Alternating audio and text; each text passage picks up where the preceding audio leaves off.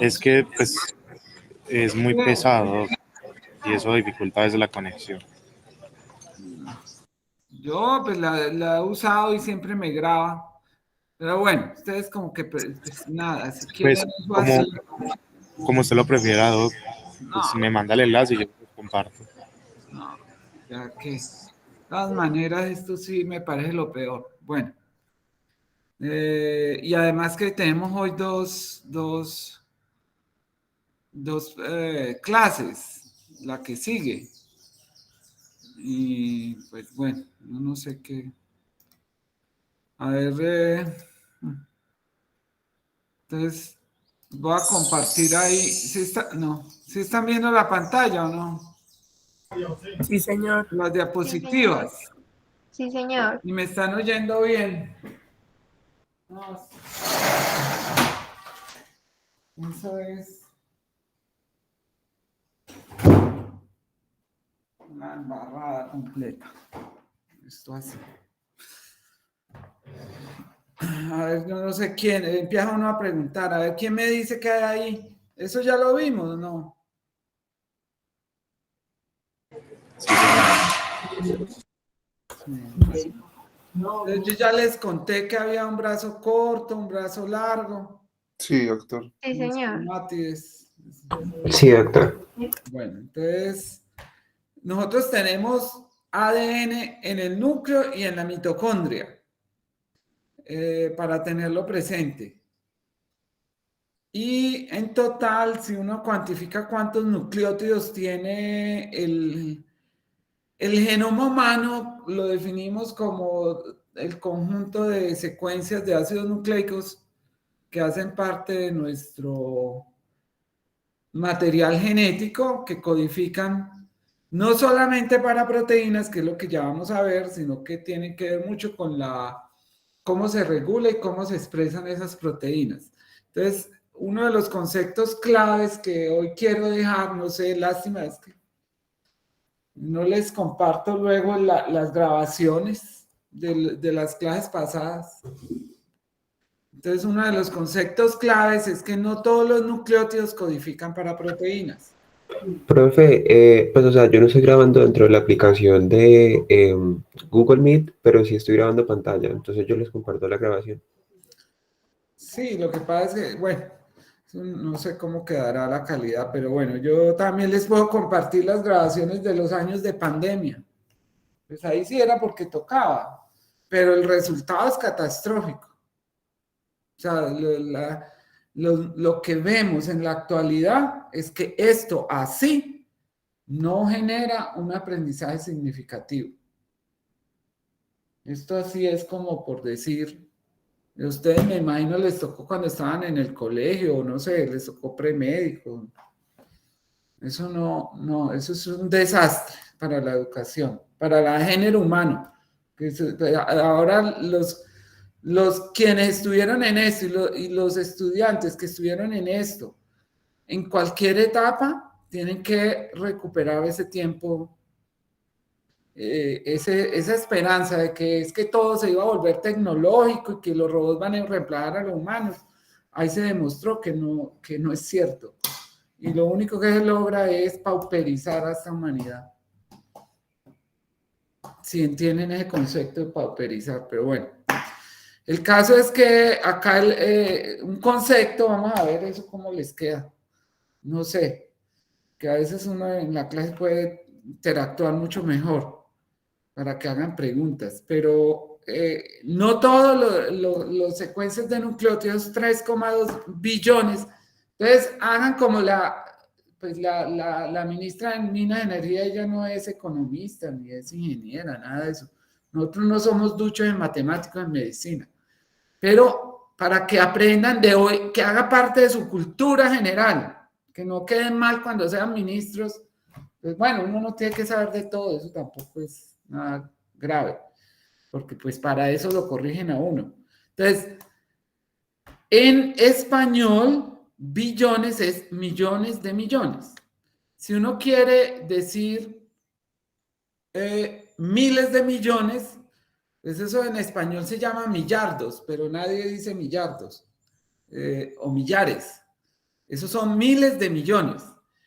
Acá estamos en español, son 3,2 millones de millones. No son 3.200 millones. Pilas con eso. Eso es como el coma, y ustedes ven que yo uso coma para los decimales y puntos para los miles. Otro que eso es parte de la pauta. Ni siquiera sabe por qué uno usa centímetros, metros, yo no sé. ¿Quién sabe? En el colegio le enseñaron a alguno qué era eso. Sistema métrico internacional. Sí les tocó. ¿Quién quiere decir? Alcen la mano ahí. Mira, yo miro ahí. Ahí salieron. Sí, a ver. Que como, no sé cómo hacer aquí. Voy a para poder verles el. ¿Quién chateó ahí? Nadie. ¿Quién alzó la mano? ¿Cómo es? Ah, dice Profe, María José, Daniela, María María José, José, Luis María Fernando. José, María José, alce la mano primero. ¿Dónde está? Es que María, somos como 8 María José, no sé cuál. María José Fajardo, pues la que alzó la mano, solo está María José, Daniel y Le Felipe. La que alzó la mano. Yo la alcé. Bueno, Que no listo, tengo María voz. José. Cuéntanos qué le contaron en el colegio que eran los puntos, los comas. Ah, pues para separar, o sea, para organizar la ¿Qué información. uno qué usa para separar miles en notas, ¿cuál es el sistema métrico internacional? Ah, no me acuerdo. Ah, no, entonces Yo no. sé que lo vi. Luis Felipe, a ver.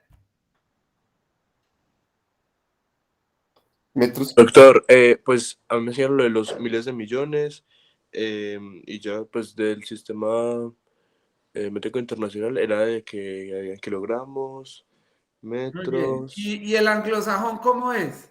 es por millas, ¿Qué más? ¿Y los kilos? pulgadas, pies, ¿Cómo? pulgadas, pies y millas. En vez de kilos son libras. Entonces, Eso, bueno, listo. Entonces, médicos especialistas colonizados, economistas, PhDs colonizados por la anglosajona. Entonces, hablan de punto, la rata. No, eso es la taza. Ay, ahora sí, la embarraron. Perdón un momentico, me van a poner aquí voy a pedirles que no vayan a poner van a cortar el pasto. Y ahí sí,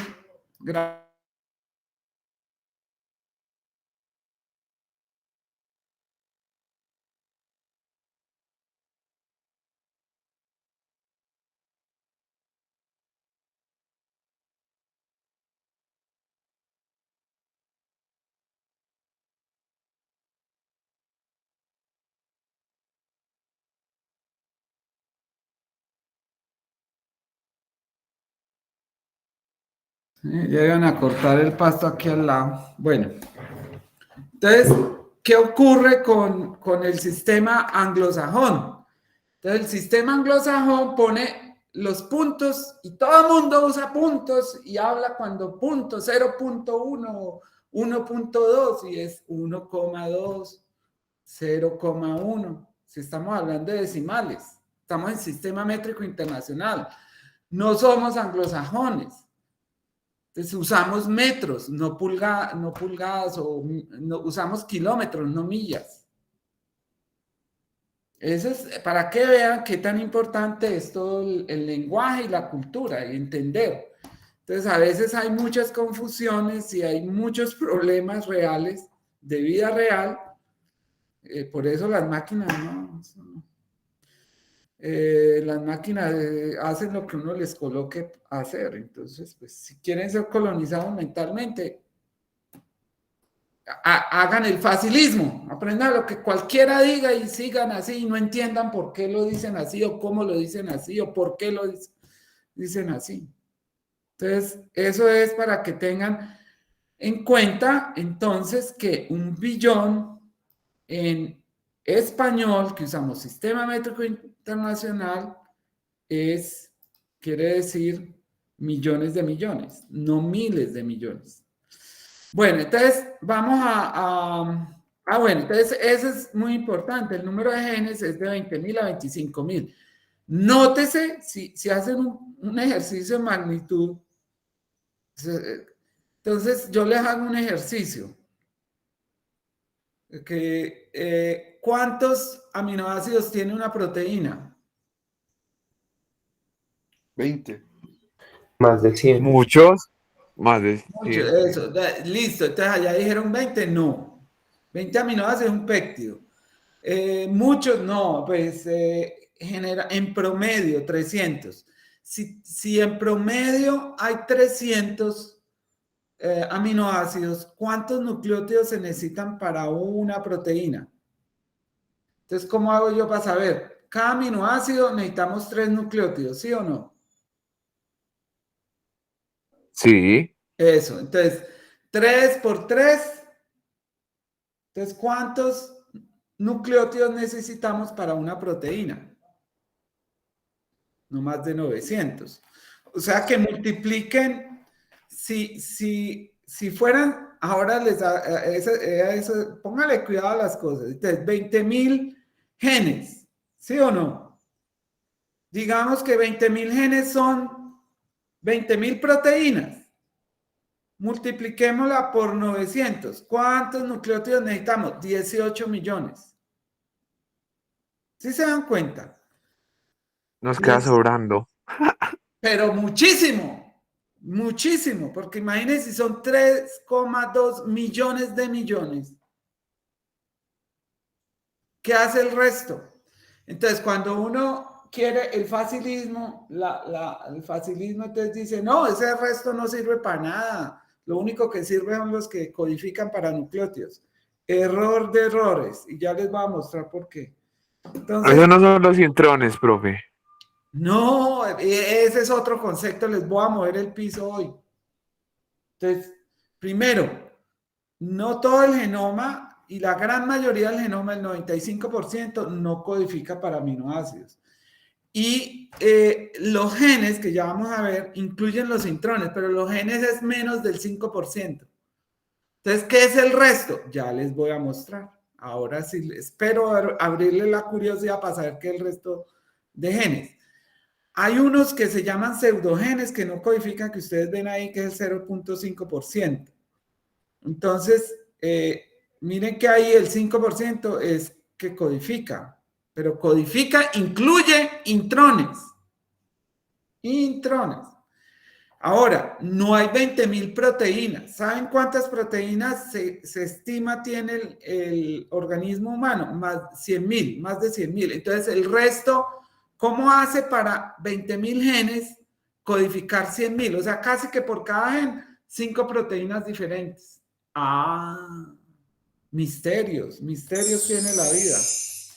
Entonces, sí ven que esto no es tan sencillo. Entonces, genes y secuencias relacionadas son el 25%. Entonces, dense cuenta que yo les dije 5% para codificante, pero todas las secuencias que están al lado, que ya las vamos a ver, y que están relacionadas con una proteína, eso es un gen. Entonces, dentro de los genes, miren ahí, intrones, promotores, pseudogenes. Las que son codificantes y de regulación son el 2%. Entonces, miren que hay una cantidad de secuencias que llegan a ser el 25% que no codifican para una proteína, sino que están alrededor, y ya vamos a ver, controlando la expresión de un gen. Complicada la cosa. Pero aún más complicada la cosa es todo el resto, la gran mayoría, 75% de los nucleótidos de nuestro ADN son lo que llamamos secuencias únicas, o sea, un nucleótido por ahí que no codifica o no sabemos, no.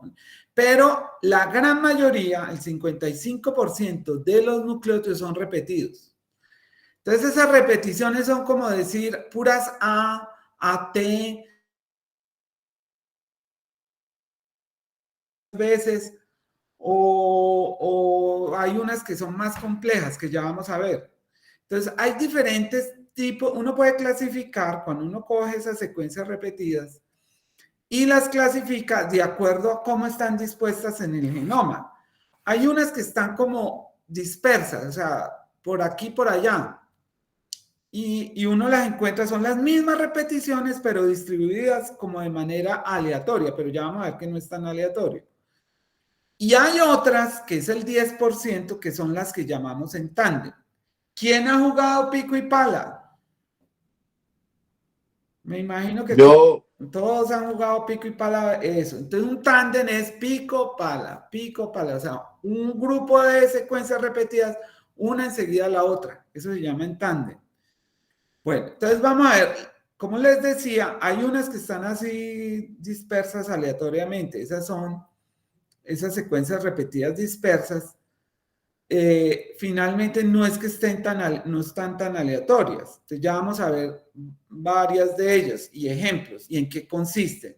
Entonces unas se llaman los cine, que es el 13%. Ahí dentro de esas cine, que ya vamos a ver qué significa cine, no se preocupen, ya vamos. Esos son las ALU. Luego siguen las LINE, que es el 17%, y luego las LTR, que es el 1%. Luego, las tándem, estas con secuencias así que están dispuestas, así como juega uno el pico y pala, las llamamos satélites, microsatélites y minisatélites. Esas son, ¿a quién quiere ser médico forense en el futuro? Hacer como SCI. ¿Se han visto la serie de televisión? Los forenses científicos. Sí, señor. Y algunos se inspiró querer ser médico por esa serie. Entonces, hay un buen grupo. Y esas, yo no sé, alguien oyó en esa serie que hablaban de los microsatélites. ¿Quién sabe qué es un microsatélite? ¿Para qué sirven los microsatélites en medicina forense? Eso va a salir en el examen. De una vez anote, pregunta de examen. ¿Cuál de los siguientes tipos de secuencias repetidas se utiliza en medicina forense para hacer pruebas de paternidad? A ninguno de ustedes lo han demandado todavía por paternidad. Todos son muy responsables. No tienen hijos por ahí regados. Bueno, espero no estar moviendo cosas, pero bueno. Esos microsatélites son las que se usan para eso. Porque son las que permiten, es como la huella digital, y permiten saber, por ejemplo, hacer filiación. Filiación es estudios de paternidad, saber a qué familias se pertenece, etcétera, estudiando esas secuencias. Entonces ya vamos a ver cada una de esas. No sé, sí. El 1% que queda haciendo falta, ¿qué? Muy buena pregunta. 75, 25. Ahí sumaste que 23, 2, da 25 y acá da 75. ¿Dónde es que hace falta el 1%? Pues, o sea, en las tándem falta 1%, 5 y 3, 8 y 1, 9, ese 1%. Las tándem. Sí, 8, 9, 10.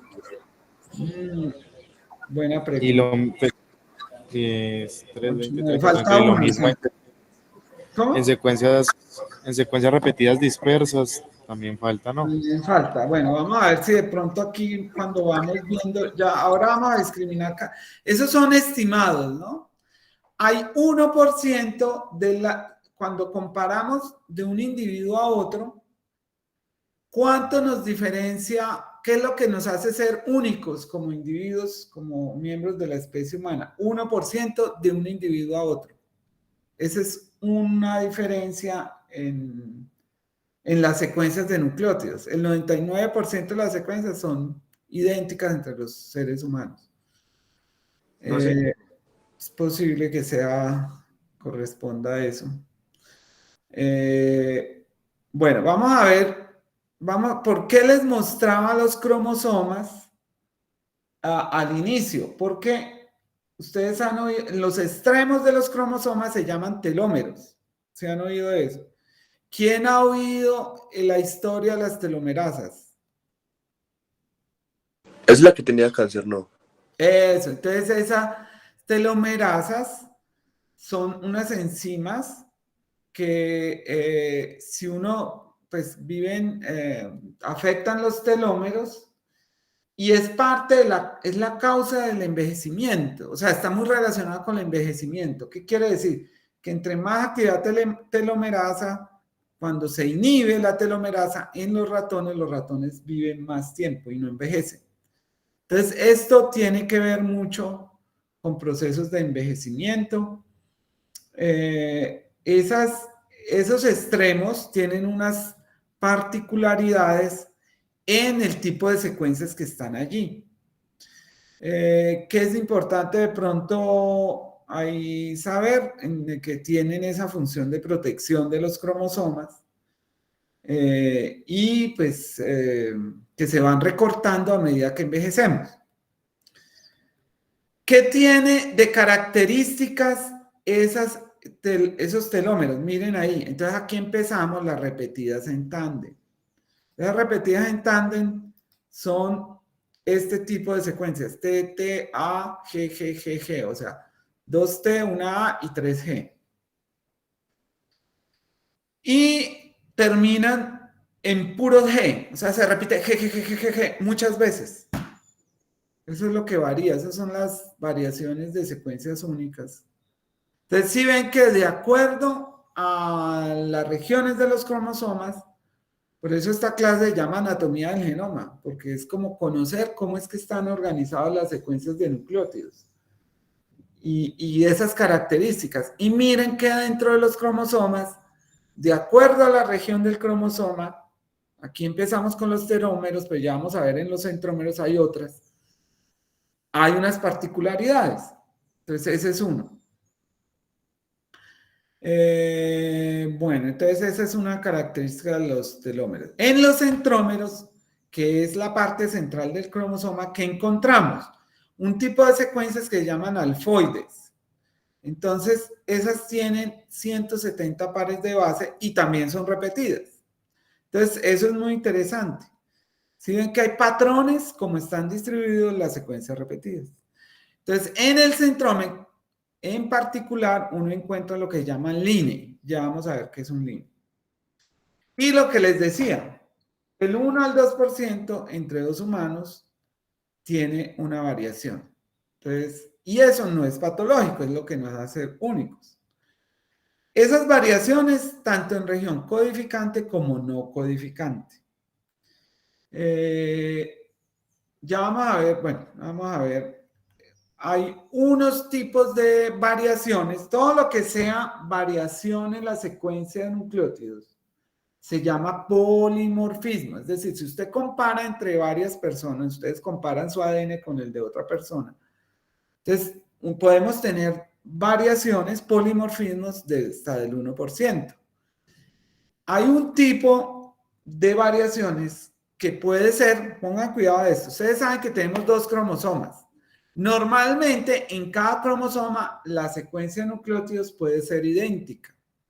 Pero miren acá que eso no es siempre verdad. Existen variaciones que en un cromosoma es un nucleótido y en el otro nucleótido. Ese tipo de variaciones, que son, ahí sí, en el mismo individuo, entre los 2 cromosomas. Se le da el nombre de SNP, SNP. Single, eso sí es en inglés, Single Nucleotide Polymorphism. Entonces, esos SNPs son marcadores en ocasiones de susceptibilidad a ciertas enfermedades. El hecho que en uno de los cromosomas haya una variación, pues puede a veces estar asociado con susceptibilidad a ciertas enfermedades. Entonces hay unos proyectos grandes de estudios genéticos que buscan esos SNPs asociados a enfermedades. Entonces, para tener en cuenta, como cada versión de una secuencia de nucleótidos le llamamos alelo, en este caso de cada cromosoma es un alelo diferente, entonces por eso es que le dan el nombre bialélicos. Eso cuando ustedes leen en genética, no sé cuándo van a ver la genética, van a ver cómo, claro que vamos a tener, creo que es la clase siguiente o una más adelante donde vamos a ver es más en detalle esto de los polimorfismos y cómo se relacionan con la enfermedad. Pero donde van a profundizar todo esto va a ser en genética. Entonces van a ver enfermedades, los alelos, las mutaciones relacionadas con ciertos tipos de enfermedades. Pero ese es un área muy importante de investigación, de entender cuáles son las variaciones en las secuencias de nucleótidos que están relacionadas con la enfermedad. Hay otras variaciones, multialelos, que por eso hay enfermedades que llamamos que son poligénicas, que deben existir son varias mutaciones las que al final terminan en que se manifieste una enfermedad o la susceptibilidad a padecer alguna enfermedad. Entonces ahí es donde se dice que todas las enfermedades hay algún componente genético. Eso uno lo ve muy bien en infecciones. ¿Por qué unos se enferman más que otros? Y eso tiene que ver en la manera como respondemos a las infecciones, y cada persona pues puede tener diferentes variaciones en los genes de respuesta y que pueden explicar por qué frente a la misma dosis, el mismo agente infeccioso, las mismas condiciones, la misma cepa, presentan diferencias. Y lo mismo ocurre con la susceptibilidad a enfermedades crónicas no transmisibles. Cualquier enfermedad, por eso la enfermedad más prevalente en el mundo, que son las cardiovasculares, el riesgo metabólico, tiene que ver con variaciones en múltiples alelos. Entonces por eso ha sido complejo ese tipo de enfermedades encontrar los genes asociados a ellas. Dentro de esas variaciones, hay unas que corresponden a secuencias repetidas. Aquí ya estamos hablando ya de repeticiones. Ya salimos de un solo nucleótido y vamos varios nucleótidos. Entonces, las de un solo... Profe, una pregunta. En el anterior, en el polimorfismo multialélico, ¿ese es en cromosomas de un mismo par o puede ser solamente en un solo cromosoma? En un solo cromosoma.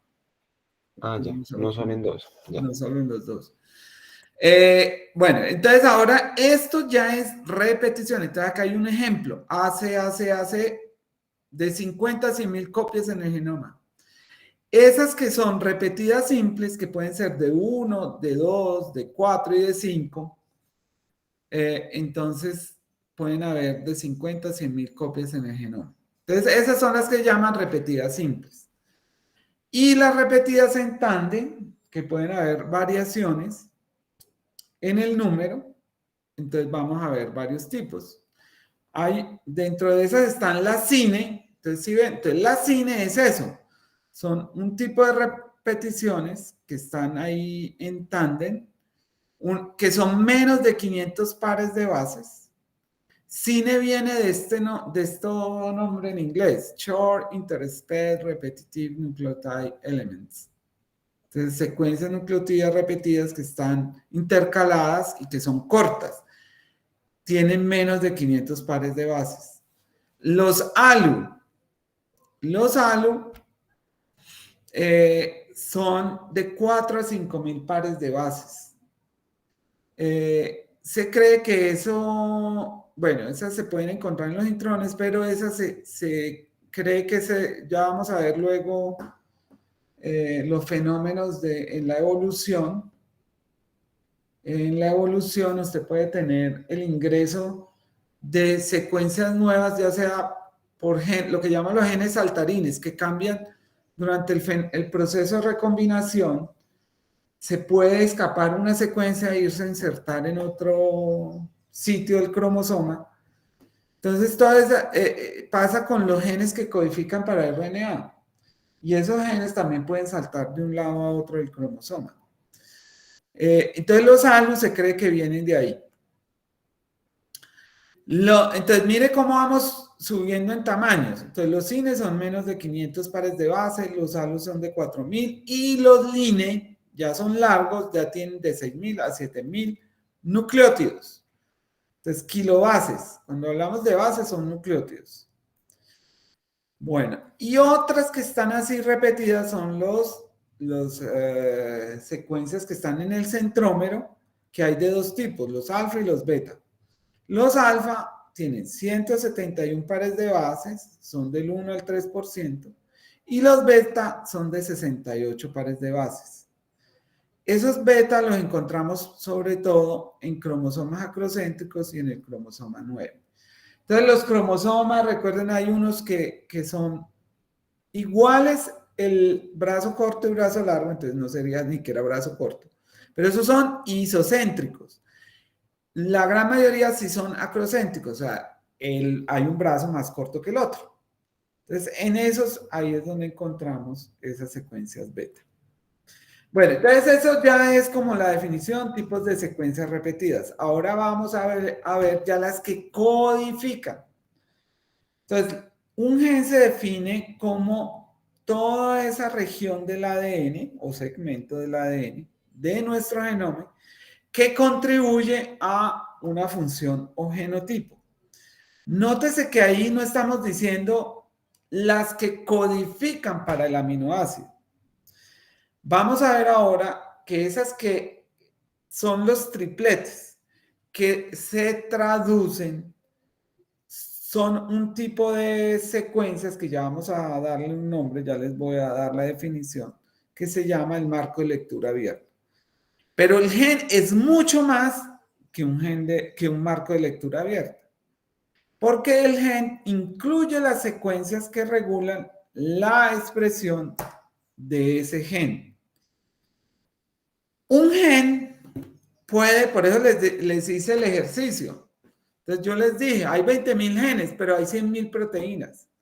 Por eso casi que un gen pudiera llevar a más de 5 proteínas diferentes. ¿Por qué? Ya vamos a hacer, eso lo van a ver mejor, lo van a entender, espero, cuando hagamos el ejercicio bioinformática y puedan recorrer una secuencia que codifique y darse cuenta que uno puede tener varios marcos de lectura. Entonces uno puede leerlos en sentido 5', 3', 3', 5', y eso es lo que se llama genes cabalgados. Pero también existe lo que se llama, ¿sí ve que esto es más complejo? Modificaciones post-transduccionales, y se forman lo que llaman isoformas de una proteína. Entonces, por eso un gen puede corresponder a la codificación de diferentes proteínas y que tienen diferentes funciones. Entonces, eso pues ya les da una idea por qué es tan complejo el control y la regulación de un gen. ¿Cuánto tiene un gen? Entonces les decía, en promedio, pues eso es un promedio, no es que todas las proteínas sean así. 300 aminoácidos, dijimos 900 nucleótidos. Y mire que en promedio tiene de 2.000 a 2 millones de nucleótidos. Entonces, si se dan cuenta que un gen es mucho más que el marco de lectura abierta. Porque hay secuencias promotor, ahí están los intrones y los exones. Nótese que dentro del gen están los intrones. Porque los intrones no son nada que ver con las otras secuencias que acabamos de ver repetidas, ni nada, secuencias no codificantes. Eso es otra cosa. Los intrones están dentro de los genes. Un gen incluye entonces una región que regula la expresión de la proteína, y eso se llama el promotor. Y miren ahí que puede tener 1000 pares de bases. O sea, puede ser mucho más grande que lo que codifica para la proteína. Y esa región a veces es muy difícil identificarla. Cuando uno identifica un factor de transcripción, ¿qué es un factor de transcripción? Es esa proteína que lleva el mensaje, que son unas cascadas de proteínas, que son las proteínas quinasas, y llegan hasta el núcleo. Ese último proteína que se va activando en el citoplasma, eso se va a una cascada, una primera proteína activa, una segunda, una otra tercera, una cuarta, esa cuarta llega al núcleo, directamente se pega a la región, ¿cuál? El promotor. Entonces, esas son esas regiones ahí a las cuales se pega el factor de transcripción, que es lo que hace que se active la expresión de un gen. Para entender, cuando les mostré lo del ARN, ¿ustedes se acuerdan cuáles son los dos tipos de inclinación de las cadenas laterales que hay? El C3 endo y el C2 endo. ¿Sí se acuerdan? Eso lo vimos en la clase pasada. Cuando estaban como más. Sí, sí, señor. A ver, ¿quién? Uno. Bueno, pero ¿dónde está el ARN? ¿El ARN cuál tiene? Perdón, sí, ¿cuál es el C3 endo o C2 endo? Entonces, el ARN no dura mucho. ¿Por qué no dura mucho? Porque si estuviéramos, acabamos la célula. Entonces, por esa razón, la expresión de un gen, la gran mayoría son las que llamamos inducibles.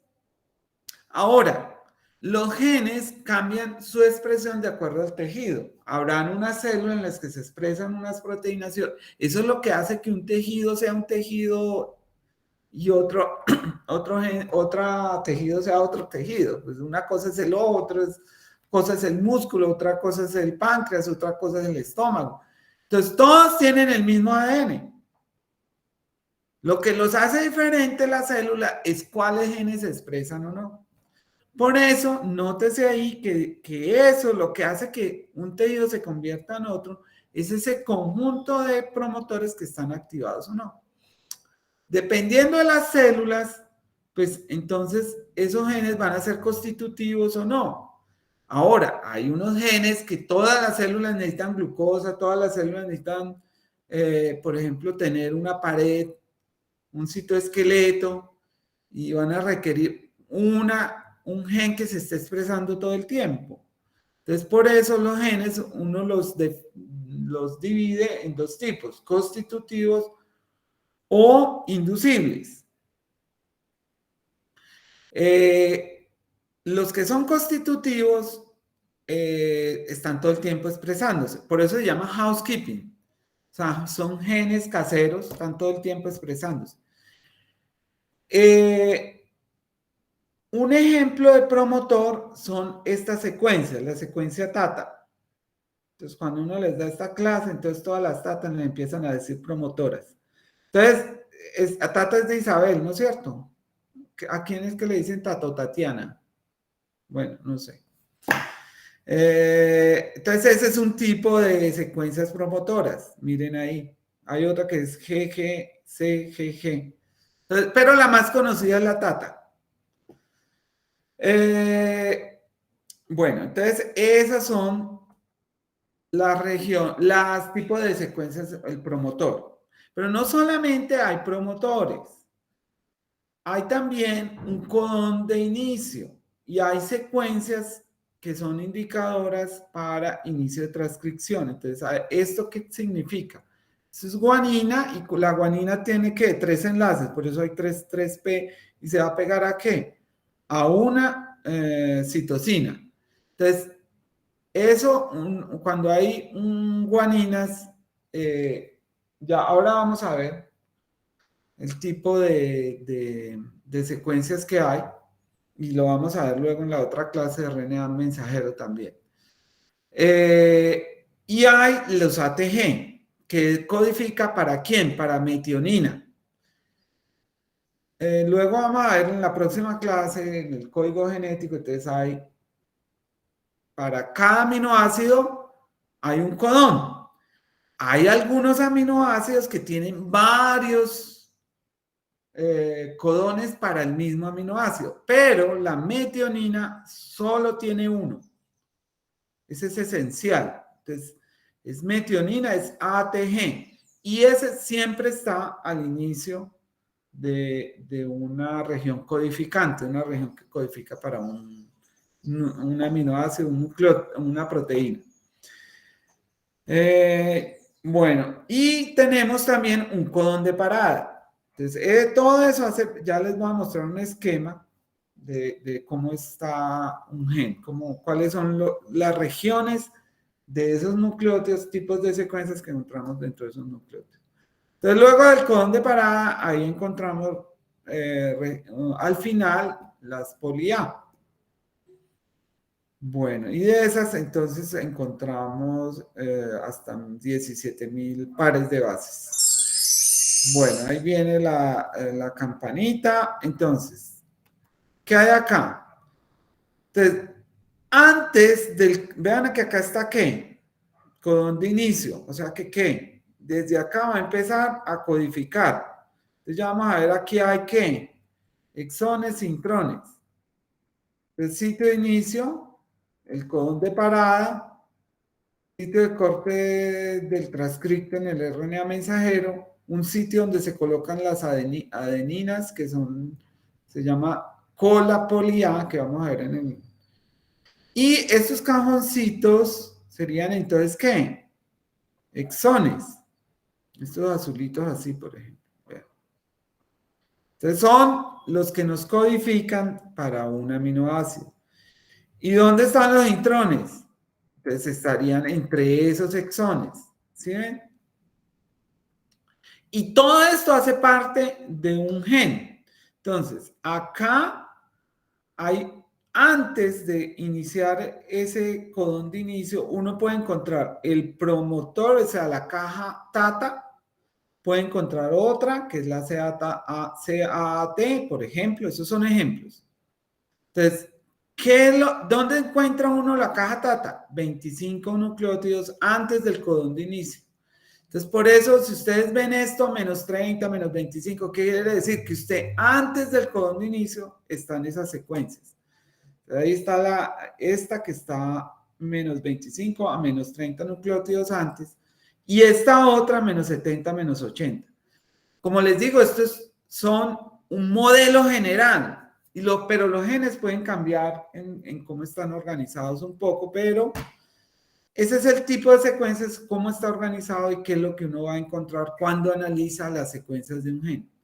Entonces acá, esta es la parte dura de saber si esas secuencias, por eso pueden ser miles de nucleótidos antes, están relacionadas con la transcripción de un gen, o sea, con que se exprese o no. Entonces eso haciendo estudios, modificando esas regiones, y a veces causas de enfermedad pueden deberse a cambios en estos nucleótidos que se encuentran en las secuencias reguladoras. Entonces, si ven que no es tan simple como yo encontré una mutación en un nucleótido que codifica por un aminoácido y ya explico la enfermedad. No, depende también cómo se regula la expresión de un gen. Entonces, eso es difícil, estudiar la genética. Entonces, por eso esta clase busca es sobre todo que se ubiquen los tipos de secuencias de un nucleótido y tengan un vistazo de la complejidad en la regulación y cómo está organizado la expresión de genes. Pero esto es algo general que les va a ayudar pues a que más adelante cuando lean sobre genes y proteínas que están relacionadas con una enfermedad, ¿de qué se trata? Les decía, el gen es mucho más que los nucleótidos que codifican para un aminoácido. Si uno quiere centrarse en aquellos nucleótidos que codifican para un aminoácido, entonces estudia lo que se llama el marco de lectura abierto, que es el codón de inicio y codón de parada. Ese es el marco de lectura abierto. Y ahí es donde va a encontrar exones e intrones.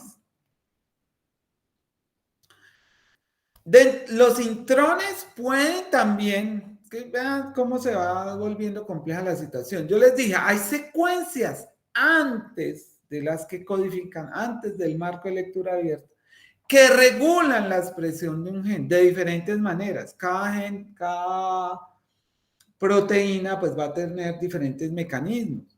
Eso es lo que permite explicar también cómo logramos funcionar. No es tan simple como tener una proteína y ya funcionó la célula. Tenemos una de las preguntas es, ¿y todos esos intrones para qué sirven? ¿Por qué están ahí metidos? Pues vean, ahí está. Esas secuencias intron pueden tener también un papel en aumento de expresión o incluso la inhibición de la expresión. Es que esa regulación de la expresión es realmente el secreto para entender cómo funciona. Que si usted estudia una bacteria, que es un procariota, que no tiene intrones, pues es relativamente a la mano poder entender cómo funciona. Pero usted a medida que va escalando en los seres vivos y esto se vuelve más complejo, y es en los eucariotes donde aparecen los intrones, es mucho más complejo. Y cuando hay múltiples tejidos, sí que más. Entonces, esto es lo que permite que haya esa regulación mucho más fina, mucho más compleja en la expresión de un gen. Entonces, hay unos que, por ejemplo, esos intrones, si usted los quita, lo que hace es que se va a inhibir el gen. O si usted los quita, lo que va a hacer es que se aumenta mucho la expresión de un gen. Así es como se hacen los estudios de esos intrones. Hacen mutaciones en una célula y miran qué pasa con la expresión de G y se ha encontrado ya sea que se inhibe o que se estimula. Entonces, esa es la manera en que se ha entendido. También les decía que una secuencia uno la puede leer en los dos sentidos, por eso se llama sentido o antisentido. Entonces, si uno puede encontrar una proteína si lee en un sentido y puede encontrar otra diferente si lee en el contrario. Un ejemplo es este gen que está asociado al factor de coagulación 8. Entonces, si usted lo lee a partir de la intron cuando usted lo lee sentido y lo empieza a leer al revés, ya no es un intron, sino que ya codifica para una proteína. Por eso ya vamos a hacer, para que eso ustedes lo entiendan y se van a sorprender aún más, es cómo de una secuencia de nucleótidos podemos tener seis diferentes versiones de marcos de lectura, lo cual potencialmente pudiera dar lugar a 6 proteínas diferentes. Pero eso pues no, ya van a ver que esos tienen su... Qué pena, me repite, por favor, una secuencia podemos obtener ¿cuántos? 6. Sí, ¿por qué? Tres marcos de lectura en sentido. Sentido es 3', 5'. O si yo leo al revés, en sentido 5' a 3'. ¿Por qué 6? ¿Por qué 3 en un sentido y 3 en el otro? Porque ¿cuántos nucleótidos tiene un codón? ¿Cuántos nucleótidos? 3. 3. Si usted coge el primer nucleótido y el que sigue, le hace un triplete. Pero yo puedo empezar con el segundo nucleótido. Entonces, ya ese segundo se convierte en primero y el que está de tercero sería el segundo y ese da otro. Ya se van a dar cuenta. Y el tercero, lo mismo. Pasa de ser el tercero a ser el primer nucleótido. Para entender eso, vamos a hacer ese ejercicio de cómo a partir de una secuencia de nucleótidos podemos tener 6 marcos de lectura diferentes. Empezando con un primer nucleótido. ¿Cómo yo sé cuál es el primer núcleo? Pues, o desde donde yo empiezo a hacer ese ejercicio, donde encuentro una metionina. Pero ya se van a dar cuenta. Eso, tranquilos. Por ahora basta decir que así es como uno busca los marcos de lectura. Como se podrán imaginar, estudiar esto dentro de un océano de ¿cuánto fue que les dije? 3 millones de nucleótidos. Esto no lo hace nadie, por más juicioso que sea durante toda su vida. Para eso, ¿qué necesitamos? Las máquinas, los computadores que lean esas secuencias. Pero hay que decirles cómo hay que hacer la búsqueda. Sí, en fin, vamos a... bueno, entonces ahí Ya lo que les dije, los sincrones solo encuentran en eucariotes, no encuentran virus ni bacterias. Eso es un principio general, pero como cualquier dogma en las ciencias de la vida tienen sus transgresiones. Familias de genes. ¿Qué es una familia de genes? En las regiones de los cromosomas uno puede encontrar secuencias que están codificando para proteínas relacionadas. Mírese, nótese así que lo puede hacer en 5', 3', 3'. Todos están siguiendo porque 3' y 5', ¿no? Otros se encuentran en tándem, otros en sentido opuesto y otros se superponen. Que ahí me están buscando, pero nada, estoy en clase. Pseudogenes. ¿Qué son los pseudogenes? Son los que, si usted los traduce, esos codones en aminoácidos, pareciera que dan una proteína, pero en realidad no se expresan, no se traducen, no funcionan. Mire que es casi el mismo número de genes que codifican, es el mismo número de pseudogenes. Es del 1 al 5% de las proteínas, perdón, de los nucleótidos. En Mycobacterium lepra es una excepción que no puede encontrar pseudogenes en procariotas. Todos saben que es un procariota, ¿no? Una bacteria, ¿no? Que no tiene membrana nuclear. Es diferente a eucariotes, que sí tienen membrana nuclear. En general no poseen intrones, algunos pueden llegar hasta producir RNA mensajero, pero no se traducen en proteínas. Pues hay varios tipos de pseudogenes. ¿De dónde salen los pseudogenes? Independencia grita el pueblo americano, entonces nada, se liberaron, que de hecho eso es como se piensa que salen los virus. Los virus no son ancestrales, los virus salieron de eucariotes, que es genes que salieron y se volvieron independientes. Esa es una teoría. Entonces, pseudogen es una secuencia que durante el proceso de recombinación, o sea, llegó el ADN, la mamá y el papá, cada uno da un cromosoma, y hay pedacitos de cromosomas que se intercambian de sitios. Entonces, en ese momento puede que salga un pedacito y se meta donde no es. Entonces, hay exones aislados, exones escapados, exones internos, duplicados. Lo que sí, para que ustedes, cuando vean ese símbolo phi, que es el mismo de la psicología, si ustedes ven los que tengan parientes psicólogos, ve ahí está el símbolo de la psicología. Aquí es un símbolo para un pseudogen. Cuando vean eso en un artículo, quiere decir que están hablando de un pseudogen. Y retrotransposición es que uno de esos genes pasa a otro sitio. Y bueno, pueden venir incluso a ADN de mitocondria. Esto es lo que les estoy diciendo. Durante la evolución los genes se han duplicado, entonces pueden aparecer copias en un sitio. Eso hace parte de los mecanismos de la evolución, y eso en un momento dado, después de en algún momento, alguna generación, una mutación dio algún beneficio de adaptación y se insertó, y ya se convierte en un gen funcional que se vuelve un gen dominante. Entonces, esa es parte de cómo evolucionamos. Pero entonces, bueno, ese también es el origen de pseudogenes. Y ya para ir terminando, entonces, los microsatélites, de tipos de secuencias que vimos que están en tándem, tienen de 1 a 10 pares de base, el más frecuente es CA, y el síndrome X frágil, que es la principal causa de retraso, de retardo cognitivo en el mundo, síndrome X frágil, que el cariotipo se ve que los cromosomas están como partidos.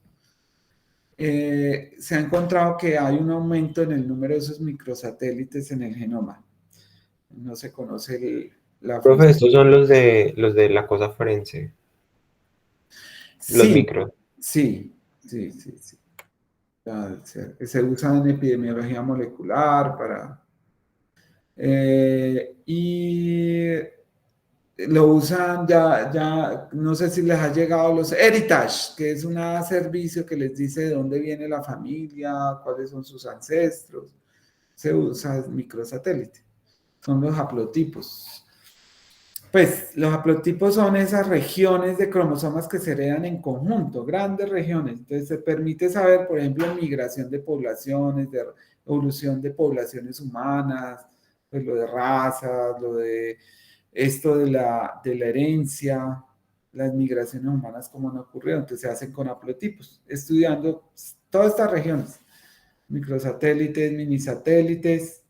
Entonces, microsatélites de 1 a 10 pares de bases. Minisatélites son de 1000 a 15.000 pares de bases.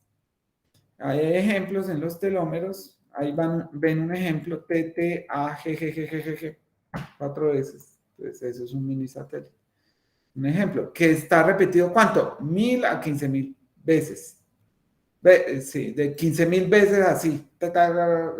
¿Cuántos eran? 1, 2, 3, 6, 7. Un hectámero. ¿Cuál es la principal diferencia entre microsatélites y minisatélites? Mírelo, ahí lo puse. 1 a 10 pares de bases. ¿Cuál es la principal? Sí. No, esa es la definición. Es decir, ¿qué es un microsatélite? Usted tiene CA 10 veces. De 1 a 10 pares de bases. O sea que si tiene CA 5 veces, CA, ya. Ese es un microsatélite. Pero si usted tiene 1000 veces GG, entonces es 1000 pares de bases. El otro era 10 pares de bases, así. Y macro ya son 100.000 veces repetido, CA, 10.000, 100.000 veces. Es muy divertido, eso es entretenido estudiar el genoma humano, contando repeticiones. Todos esos que vimos de LTR, que son esos dispersos, cine, lineal y retrogenes, se cree que vienen de transposones, que son esos genes saltarines. Entonces, los retrovirus, por eso les dije que se cree que los virus son secuencias que vienen de eucariotes que se soltaron y se independizaron y se replican autónomamente. Uno de esos son... bueno, la otra manera en que mutamos, nosotros mutamos todo el tiempo, somos mutantes todo el tiempo. El cáncer, nosotros tenemos células cancerosas que aparecen todo el tiempo, sino que nuestro sistema inmune las controla. Y también se salen fragmentos de ADN, sino que los eliminamos. De eso viene el CRISPR-Cas, que lo vamos a ver, que las mismas bacterias tienen eso, para evitar pues que se inserten secuencias extrañas. Pero si por azar una secuencia de esas llega a un sitio que no se puede eliminar, entonces se quedó ahí. Entonces, esos son los retrotransposones, son como secuencias que llegaron a nuestro genoma y se insertaron y quedaron ahí, por sécula seculorum. Entonces, pueden tener de 6.000 a 10.000 pares de bases, que se cree que vinieron de retrovirus. Retrovirus son RNAs, así como el del COVID, que infectan. Bueno, y miren que puede tener, ¿sí ven? Es que eso es la evolución, eso es una maravilla. Entonces, todo eso es como hace que evolucione y los organismos vivos se van adaptando. Es un proceso continuo, Los LINE tienen de 6.000 a 7.000 pares de bases, son el 17% del genoma, 3.500 están completos, algunos son activos, algunos pueden tener actividad de RNA polimerasa, pueden tener actividad durante la embriogénesis. Esa es una maravilla, es un gran misterio cómo se desarrolla el embrión humano. Región 3' rica en adeninas, concentrado en regiones ricas en adenina timidina. Los ALU son de 500.000 a 1 millón de copias, es el transposón, pues por eso es el más frecuente. y parece que vienen de los genes que codifican para RNA.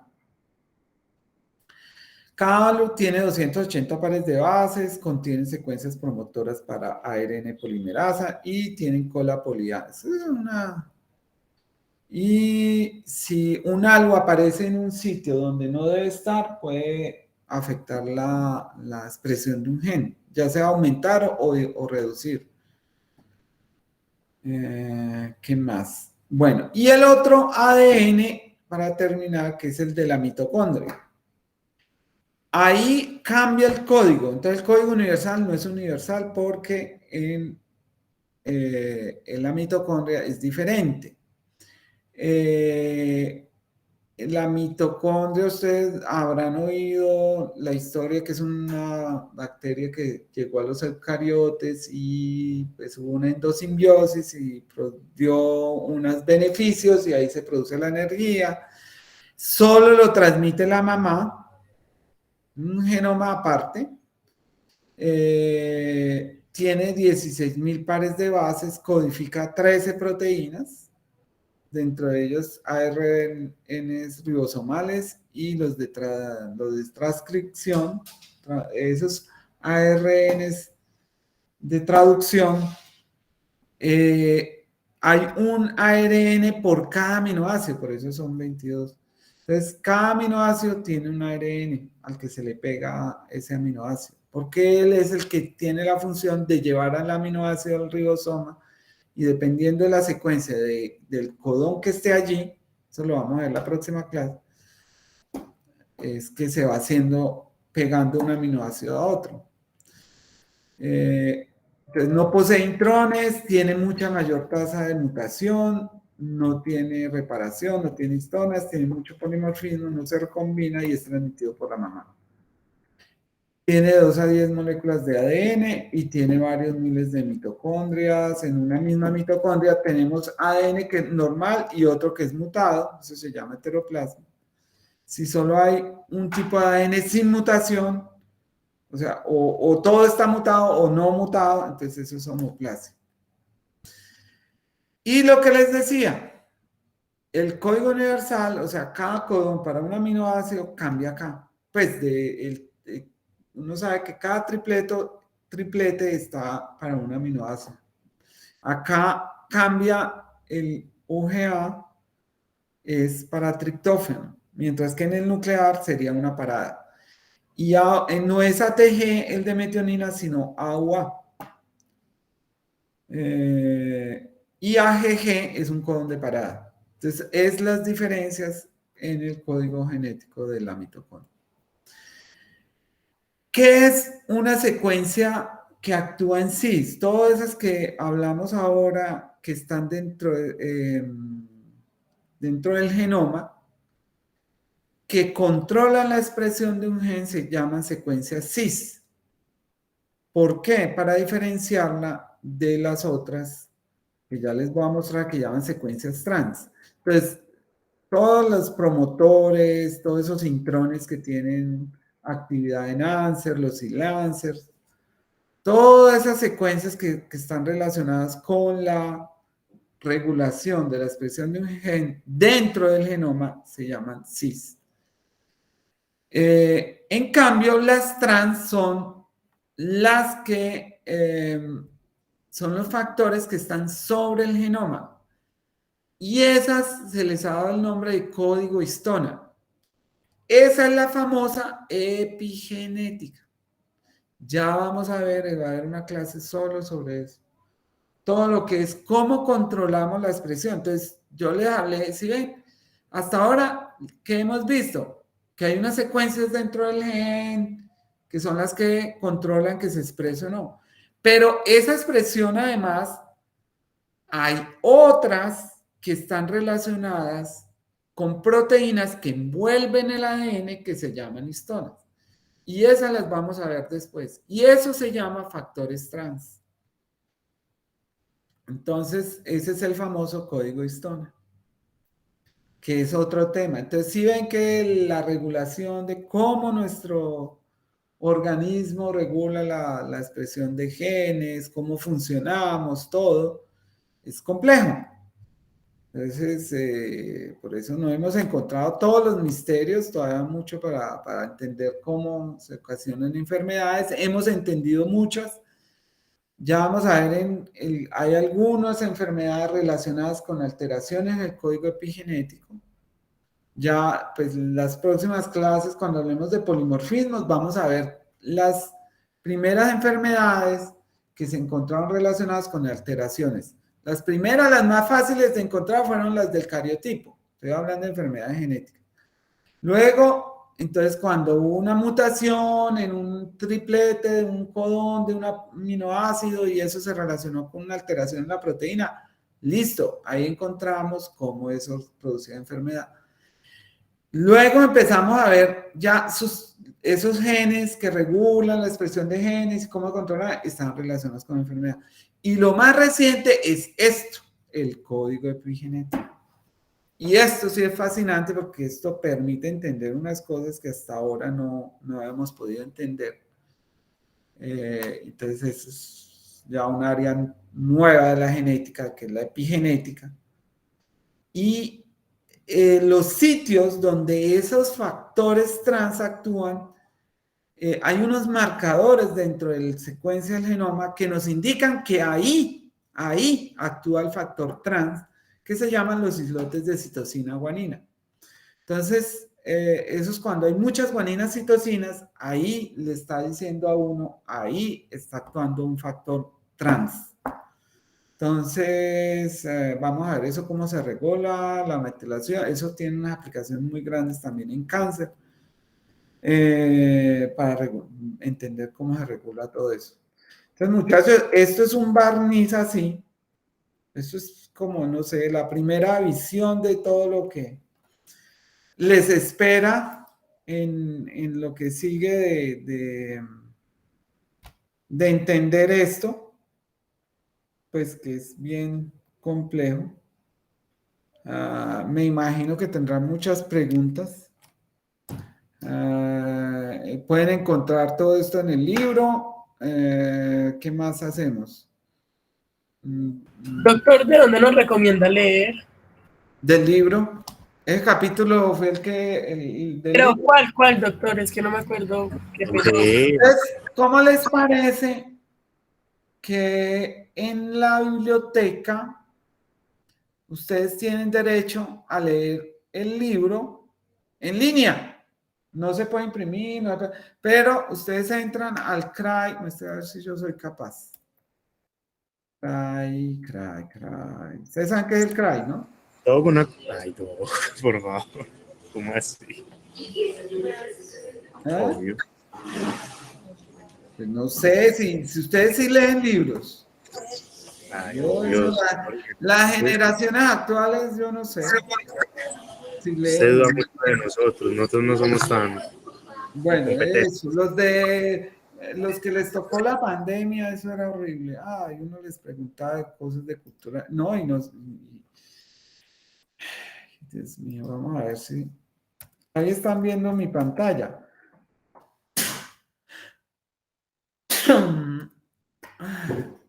Señor. ¿Cómo es que hace uno? Enséñeme. Libros, ¿dónde está acá? No sé, biología molecular, a ver. Sí.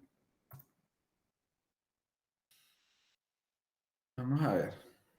Normalmente, ayer me mostraron, yo no sabía, porque pues yo tengo el libro, claro, el físico.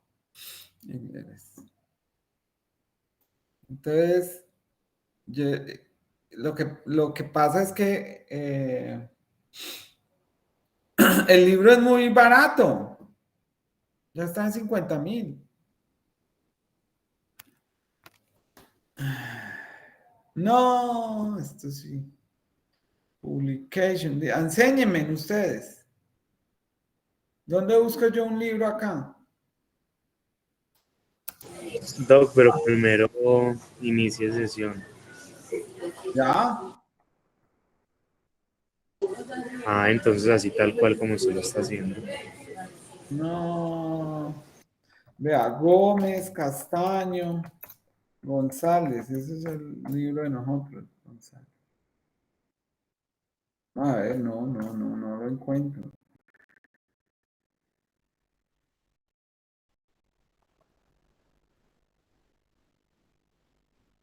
No, todos, texto completo. No, y esta se supone que es.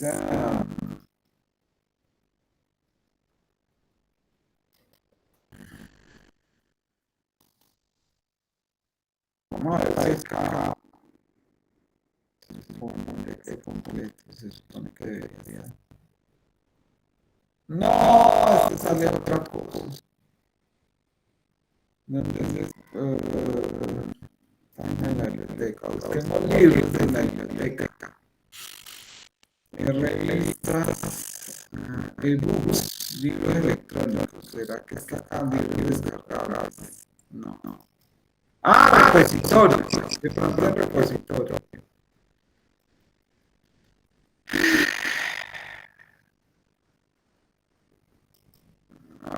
Venga, a ver si sale por acá. Los libros se supone que están ahí. ¡No! Doctor, es que creo que tiene que meter, o sea, algo así, un segundo. Inicio.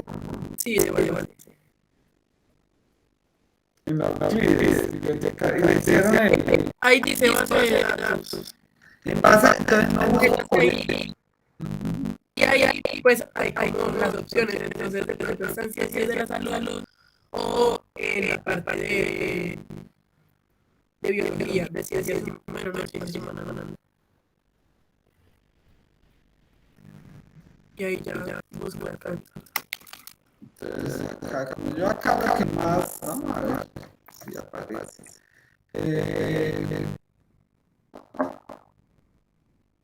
Eso es como buscar categoría, no, título.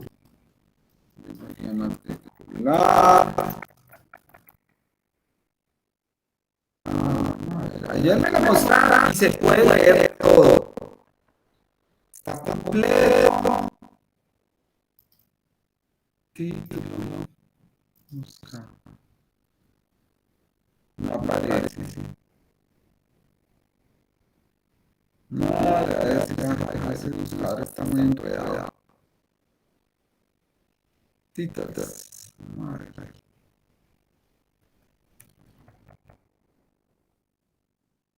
Yo les mostré. ¿Y cómo se llama el libro? Biología molecular. Fundamentos de aplicaciones. Yo les mostré el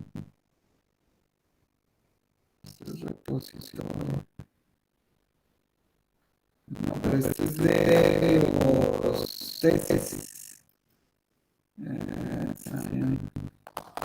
Maestro.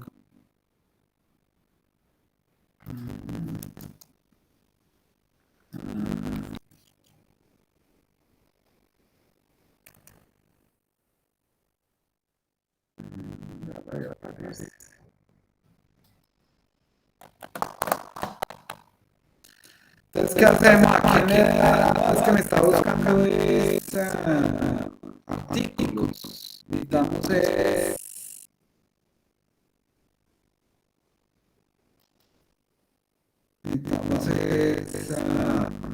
libros. ¿Dónde están los libros? Libro impreso. Busca acá. Hay varias copias.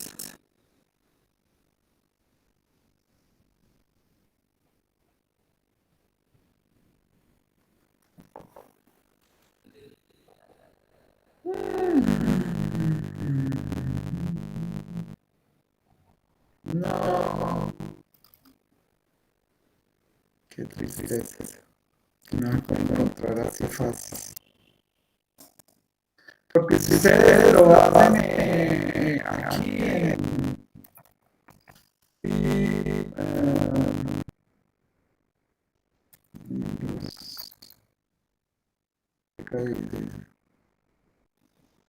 ¿usted tiene trabajo esa?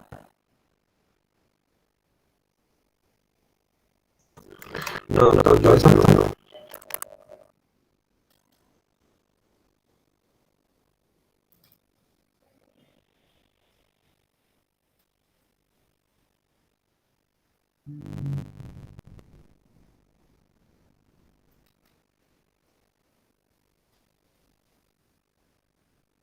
No, no tiene esta desactivada. Porque... Oiga, eso es una conspiración. Por ninguna parte. Nadie me ha logrado encontrar. ¡Ah, acá está!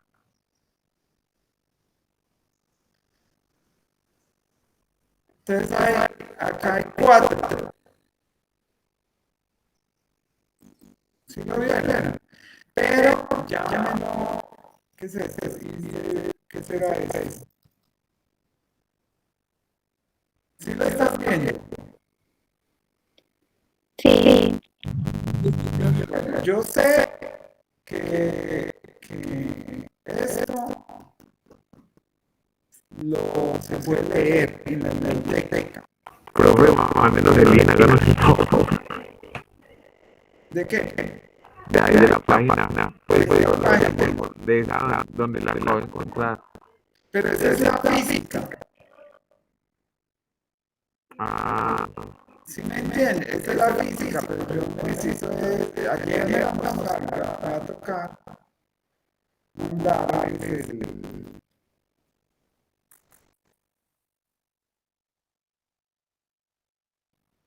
Vea, esa es si quiere a ponerlo en el físico. Los de reserva,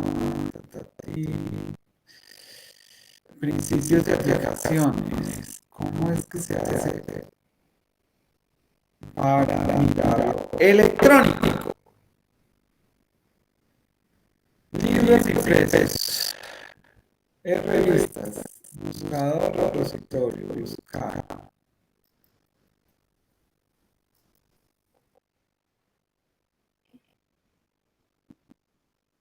¿Dónde muestra?